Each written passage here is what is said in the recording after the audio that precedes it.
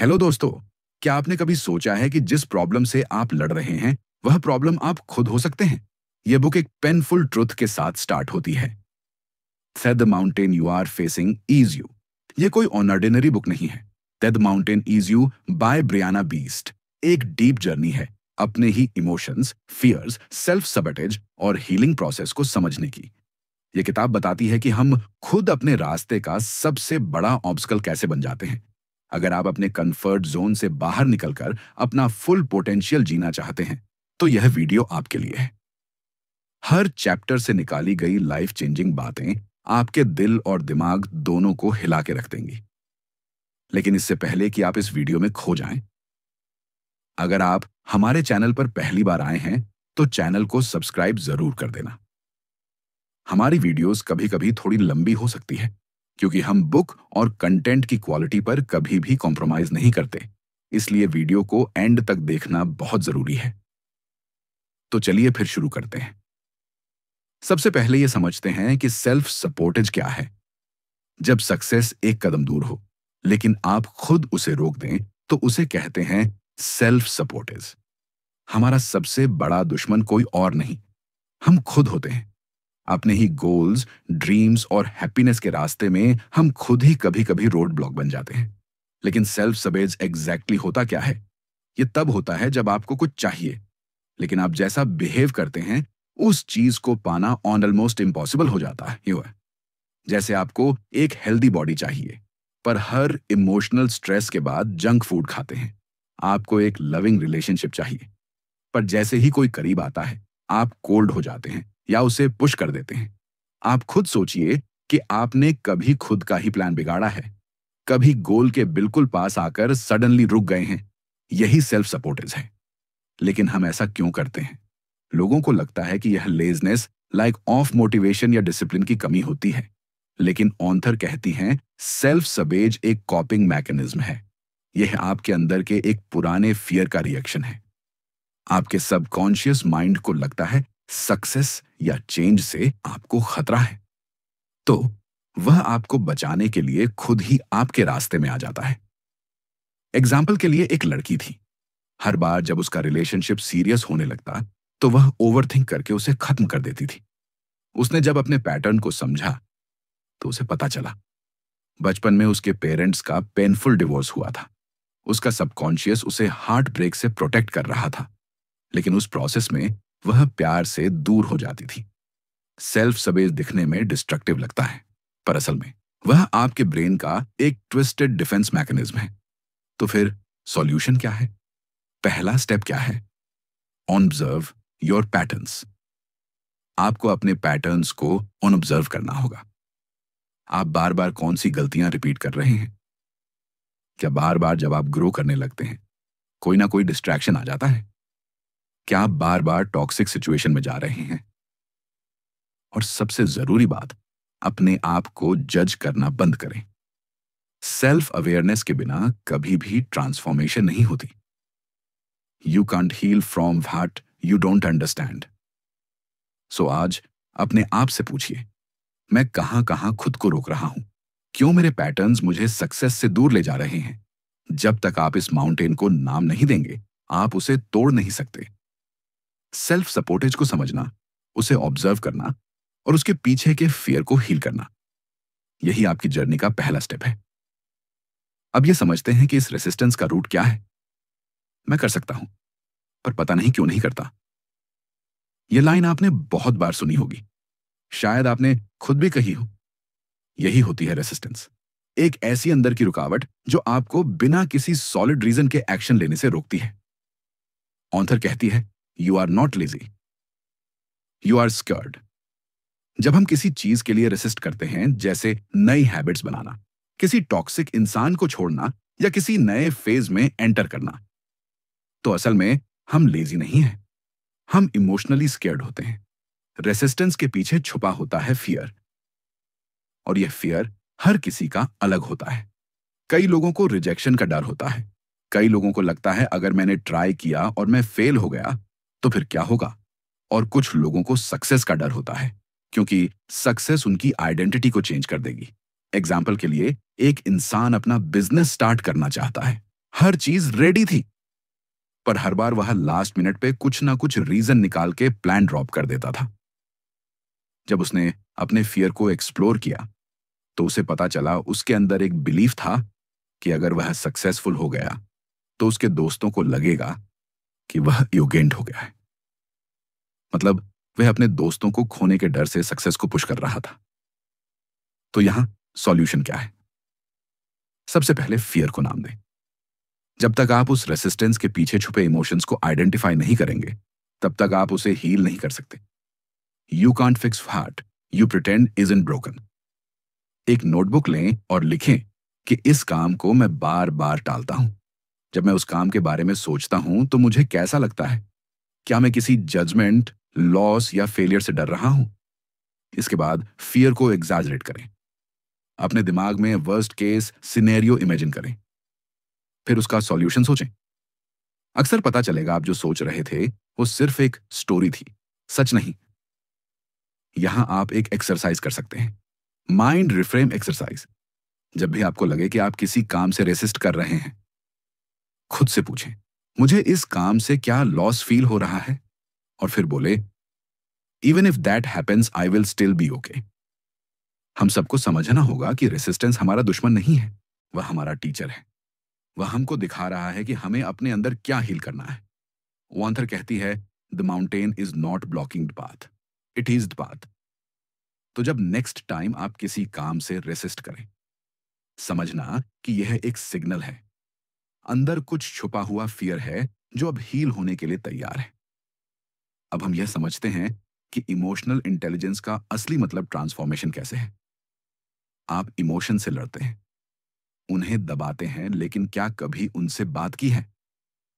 Author कहती हैं, real transformation तब होती है जब आप अपने इमोशन को समझना सीख जाते हैं। इमोशंस को इग्नोर करना, सप्रेस करना या उनसे भागना, ये सब शॉर्ट टर्म रिलीफ देते हैं, लेकिन लॉन्ग टर्म में डैमेज करते हैं। अक्सर हम कहते हैं, मुझे सैड फील नहीं करना चाहिए, एंगर गलत इमोशन है, मैं स्ट्रांग हूं, मुझे रोना नहीं चाहिए। पर सच ये है, हर इमोशन एक मैसेज होता है। Anger, sadness, jealousy, even anxiety, ये सब सिग्नल होते हैं कि कुछ अंदर अनरिजॉल्वड है। Your emotions are not problems to be solve, they are messages to be understood. Example के लिए, एक लड़का हर बार अपने बॉस से बात करते वक्त नर्वस हो जाता था। उसे लगता था कि वह अंडर कॉन्फिडेंट है, लेकिन जब उसने अपनी फीलिंग्स को एक्सप्लोर किया, उसने रियलाइज किया कि बचपन में उनके फादर हमेशा उसे इग्नोर किया करते थे। उसके दिमाग में अथॉरिटी का मतलब रिजेक्शन था। उसका करंट फियर पास्ट का घाव था। जब आप अपने इमोशन को समझने लगते हैं, आपको पता चलता है कि आपके रिएक्शन का रीजन आज नहीं है, बल्कि बीता हुआ कल है। यहाँ एक सॉल्यूशन है, इमोशनल जर्नलिंग। रोज रात को या जब भी आप डिस्टर्ब फील करें, लिखें, मुझे कैसा लग रहा है, क्यों लग रहा है, यह फीलिंग पहली बार कब आई थी, मैं इस इमोशन को क्या मैसेज देना चाहता हूं। जैसे ही आप लिखने लगते हैं, आपका सबकॉन्शियस हील होने लगता है। इमोशंस को लिखना उन्हें वैलिडेट करता है, और जब आप किसी चीज को वैलिडेट करते हैं, उसकी पावर कम हो जाती है।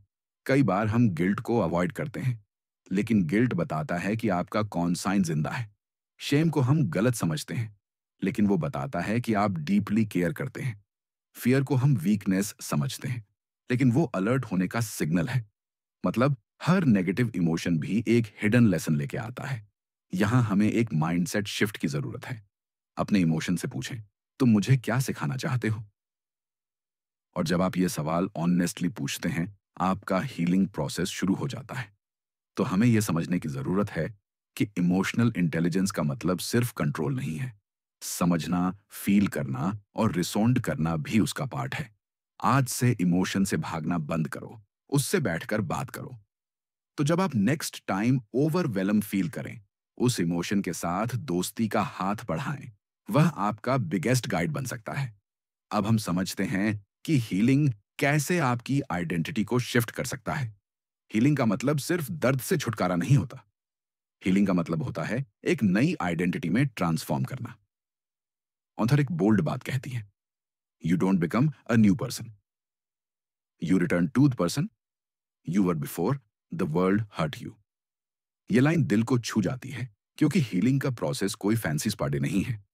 यह एक अंदर की जर्नी है, जहां आप अपने घाव को फेस करते हैं और फिर अपने आप से यह कहते हैं, मैं सिर्फ ये नहीं हूं जो दुनिया ने मुझे बनाया है, मैं उससे कहीं ज्यादा हूं।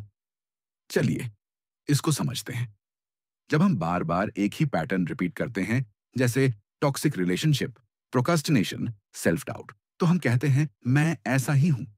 लेकिन ऑथर कहते हैं नहीं, आप वैसे हो गए हैं क्योंकि पेन ने आपकी आइडेंटिटी चेंज कर दी है। हीलिंग तभी होती है जब आप कॉन्शियसली डिसाइड करते हैं कि अब से मैं वो नहीं हूं जो पास्ट ने मुझे बनाया है। मैं अपने फ्यूचर को खुद चूज करता हूं। एग्जाम्पल के लिए, एक वुमन जो हर बार अपने रिलेशनशिप में नीडी फील करती थी, जब उसने अपने आप को डीपली ऑब्जर्व किया, उसने रियलाइज किया कि उसका बिलीव था मैं प्यार के लायक नहीं हूं। उसने अपने आप से नई तरीके से बात करना शुरू किया। डेली अफर्मेशन लिखने लगी, मैं प्यार को डिजर्व करती हूं, मैं सेफ हूं, मैं कंप्लीट हूं। धीरे धीरे उसकी एनर्जी चेंज होने लगी, उसकी आइडेंटिटी बदली और उसकी रियलिटी भी। तो चलिए प्रैक्टिकल आइडेंटिटी शिफ्ट टेक्निक के बारे में बात करते हैं। सबसे पहले पुरानी आइडेंटिटी को आइडेंटिफाई करो। जैसे मुझे लगता है मैं रिस्पॉन्सिबल हूं, मैं फेल हो जाता हूं, लोग मुझे इग्नोर करते हैं। अब नई आइडेंटिटी को चूज करें। मैं डिपेंडेबल हूं, मैं हर दिन बेटर बन रहा हूं, मैं वर्दी हूं। अब डेली एक्शन प्लान करें जिससे वह न्यू आइडेंटिटी रियल लगे।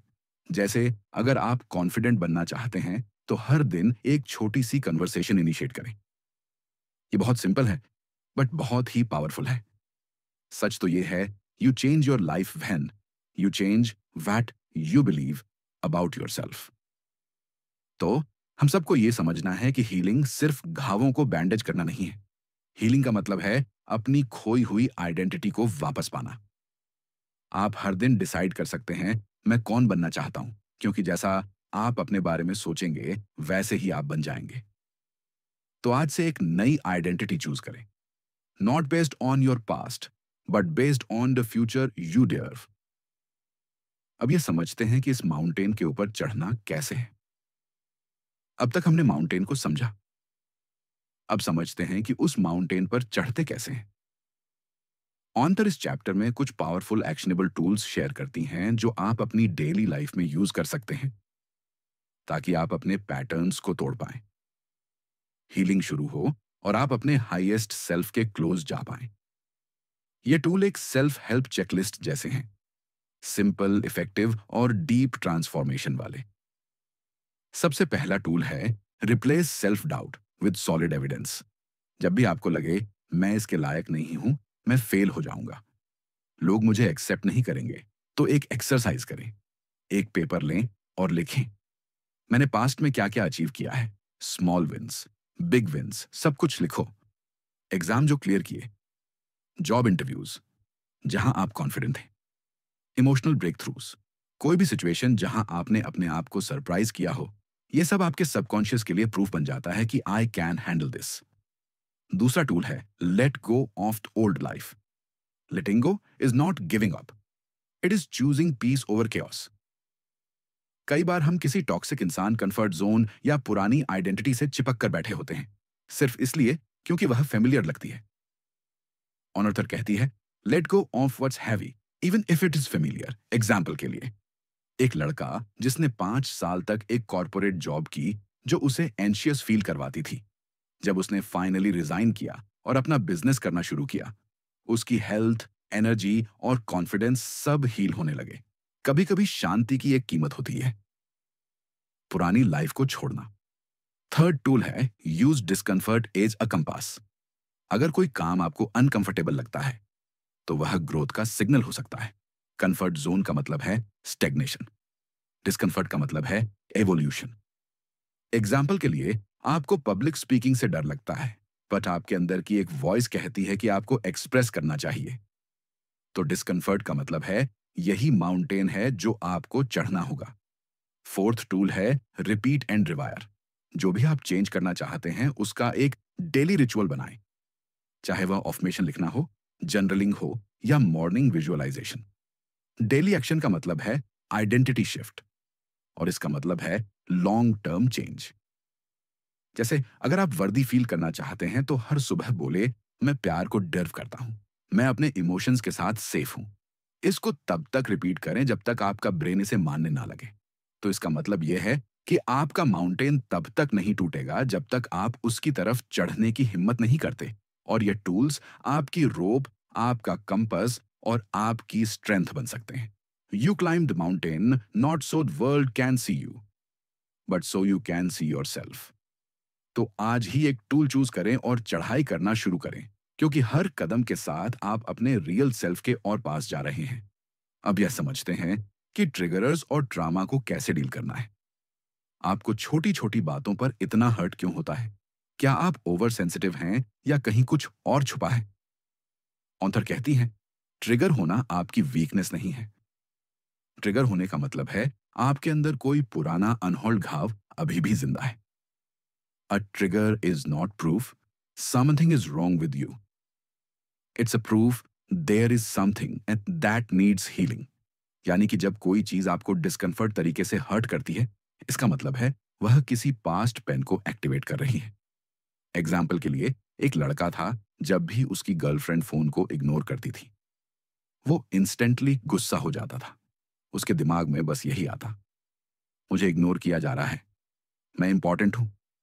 जब उसने रिफ्लेक्ट किया, उसने रियलाइज किया कि उसके बचपन में उसके फादर इमोशनली एब्सेंट थे। उसे बिना कुछ कहे उसका ब्रेन हर बार ये पैटर्न ढूंढ लेता था, किसी को मेरी जरूरत नहीं है। तो उसका रिएक्शन उसकी गर्लफ्रेंड के लिए नहीं था, वो उसके पुराने ट्रॉमा का एक को था। लेकिन ट्रॉमा होता क्या है? ट्रॉमा सिर्फ बड़े इवेंट्स नहीं होते, जैसे एक्सीडेंट, अब्यूज या डेथ। ट्रॉमा छोटी छोटी चीजें भी हो सकती हैं। जब किसी ने आपको बार बार बोला कि तुम कुछ नहीं कर सकते, जब आपकी फीलिंग्स को बचपन में अनसुना किया गया, जब आपको बिना वजह शेम फील करवाया गया, यह सब पेन सबकॉन्शियस में स्टोर हो जाता है। और जब भी कोई चीज उस पेन को टच करती है, आप ट्रिगर हो जाते हैं। यहां हम एक हीलिंग ट्रिगर के 3 स्टेप प्रोसेस को फॉलो कर सकते हैं। सबसे पहले, notice the trigger without judgement. जब नेक्स्ट टाइम आप हर्ट हो, रिएक्ट करने से पहले खुद से पूछें, मैं इतना ज्यादा रिएक्ट क्यों कर रहा हूं? मुझे यह फीलिंग सबसे पहले कब आई थी? उसके बाद name it to tame it. हर इमोशंस को लेबल करें। मैं हर्ट हूं, मुझे इनसिक्योर फील हो रहा है, मुझे रिजेक्शन का डर लग रहा है। जब आप इमोशन को नाम देते हैं, आप उसकी पावर को कम कर देते हैं। उसके बाद सूद योर इनर चाइल्ड। हर ट्रिगर आपके इनर चाइल्ड का एक सिग्नल होता है। उस वक्त अपने आप से बात करें जैसा आप किसी 6 साल के बच्चे से बात कर रहे हो, तुम सेफ हो, अब मैं हूं तुम्हारे साथ, तुम अकेले नहीं हो। यह समझना होगा कि ट्रिगर्स आर टीचर्स। आपका बिगेस्ट इमोशनल पेन आपका ग्रेटेस्ट लेसन बन सकता है। ट्रिगर आपको दिखाते हैं कि कहां काम करना बाकी है। If it is still hurting, it is still healing. जितनी बार आप अवेयर होकर उस इमोशन को फील करेंगे, उतनी बार आपका ब्रेन उस पेन को रिवायर करेगा। तो हम सबको समझना चाहिए कि ट्रिगर होने से डरना नहीं है, उसे समझना है। जब आप अपने ट्रिगर के पीछे के ट्रुथ को एक्सप्लोर करते हैं, तभी आप उन्हें हील करते हैं। सो नेक्स्ट टाइम जब आप हर्ट हो, उस मोमेंट को हीलिंग का इन्विटेशन समझें, ना कि अपनी कमजोरी का proof. You don't have to avoid pain to heal, you just have to understand it. तो अब इस किताब के ब्रेक थ्रू मोमेंट को समझते हैं। क्या आप अपनी पुरानी जिंदगी का अंतिम संस्कार करने के लिए तैयार हैं, ताकि एक नई जिंदगी का बर्थ हो सके? यह चैप्टर बुक का सबसे इमोशनल और पावरफुल पार्ट है। ऑथर कहती हैं, रियल ट्रांसफॉर्मेशन तब होता है जब आप फाइनली समझ जाते हैं, that mountain wasn't in the way it was the way. यानी कि आप किसी प्रॉब्लम को समझ रहे थे, यानी कि आप जिसको प्रॉब्लम समझ रहे थे, वही आपकी राह थी। वही पेन, वही रेसिस्टेंस, वही ट्रिगर आपको उस वर्जन तक लेकर जा रहे थे जिसके लिए आप पैदा हुए थे। ब्रेक थ्रू तब होता है जब आप फाइनली लेट गो करते हैं अपने पुराने बिलीव्स का, अपनी ओल्ड आइडेंटिटी का, अपनी विक्टिम स्टोरी का, और तब आप कहते हैं, मैं अब वो नहीं हूं जो मुझे दुनिया ने बनाया था, मैं अब वो बन रहा हूं जो मुझे होना था। ऐसा कहना आसान लगता है, पर इस पॉइंट तक पहुंचने के लिए इमोशनल ब्रेकडाउन्स, लोनलीनेस और इनर बैटल से गुजरना पड़ता है। तो इसके लिए एक बहुत ही हेल्पफुल विजुअलाइजेशन एक्सरसाइज है। 1 साल बाद के वर्जन को इमेजिन करें जो इमोशनली फ्री है, जो बिना गिल्ट के बाउंड्रीज सेट करता है, जो अपने आप बिना कंडीशन के आपको प्यार करता है। अब पूछो, उस वर्जन ने कैसे डिसीजन लिए होंगे, कौन सी हैबिट्स फॉलो की होंगी, क्या छोड़ा होगा और क्या चूज किया होगा, और वही आपका हीलिंग रोड मैप है। तो ये बहुत इंपॉर्टेंट लाइन है जो हम सबको समझने की जरूरत है। Your new life is going to cost you the old one. और यह कॉस्ट हर किसी के लिए अलग होती है। किसी के लिए वह लोग होते हैं जो सिर्फ तब साथ होते हैं जब आप वीक हो। किसी के लिए वह कंफर्ट जोन होता है जिसमें सिर्फ सर्वाइवल होता है, ग्रोथ नहीं होती, और कई बार वह आपका ही पुराना वर्जन होता है जो आपको छोड़ना पड़ता है। एग्जाम्पल के लिए, एक वुमेन जो हमेशा सबके लिए अवेलेबल रहती थी, उसे लगता था कि अगर वह ना बोलेगी तो उसे लोग छोड़ देंगे। लेकिन जब उसने सेल्फ वर्थ को डेवलप करना शुरू किया, तब उसने रियलाइज किया कि लोगों का प्यार डर्व करने के लिए सेल्फ सैक्रिफाइस जरूरी नहीं है। उसने अपनी बाउंड्रीज बनाई। पहले कुछ लोग चले गए, लेकिन जो नए लोग आए वह उसकी ऑथेंटिसिटी को रिस्पेक्ट करते थे। तो हमको यह समझना होगा, ब्रेक थ्रू का मतलब सिर्फ क्लैरिटी नहीं होता, उसके बाद आता है एक्शन। और जब आप हर दिन नए वर्जन के हिसाब से जीने लगते हैं, तभी आप अपना माउंटेन तोड़ते हैं। Healing is not becoming someone new, it is unbecoming everything isn't you. तो आज डिसाइड करें, क्या आप पुरानी लाइफ का बिल भरने के लिए तैयार हैं? क्या आप अपने अंदर की लाइट को पूरी तरह से जगाने के लिए तैयार हैं? Because the moment you say yes to that version of you, the mountain begins to fall, mountain टूटने लगता है। तो दोस्तों, आज जो आपने सुना और समझा वह सिर्फ एक बुक समरी नहीं थी, यह एक मिरर था जिसमें आपने अपने अंदर के माउंटेन को देखा, उस पहाड़ को देखा। ओएंथरनेड माउंटेन ईज यू के जरिए हमें एक प्राइसलेस गिफ्ट दिया है, अपने पैटर्न्स को समझने का, अपने फियर्स को हील करने का और एक नई आइडेंटिटी को चूज करने का। जितनी बार आप रेसिस्ट करते हैं, उतनी बार समझो उसी दिशा में आपकी ग्रोथ छुपी होती है। अगर आपने इस वीडियो में अपने आप को कहीं भी रिकॉग्नाइज किया हो, तो कमेंट करके जरूर बताना कौन सा पार्ट सबसे ज्यादा रिलेटेबल लगा। क्या आप भी किसी सेल्फ सपोर्टिजिंग पैटर्न से डील कर रहे हो? और अगर आप जेन्युइनली अपनी लाइफ को ट्रांसफॉर्म करना चाहते हो, तो याद रखना, बुक पढ़ना एक शुरुआत है, लेकिन एक्शन लेना ही असली मैजिक है। अगर आपको यह वीडियो पसंद आई तो लाइक जरूर कर देना, और ऐसे दोस्त के साथ शेयर करना जो अपनी लाइफ में स्टक फील कर रहा है, और AI audio book summary channel को सब्सक्राइब भी कर देना, जहां हम हर बुक के जरिए आपका माइंडसेट एलिवेट करने की कोशिश करते हैं। Thank you so much. जल्दी मिलते हैं और भी बेहतरीन वीडियो के साथ। Thank you so much. फिर मिलते हैं।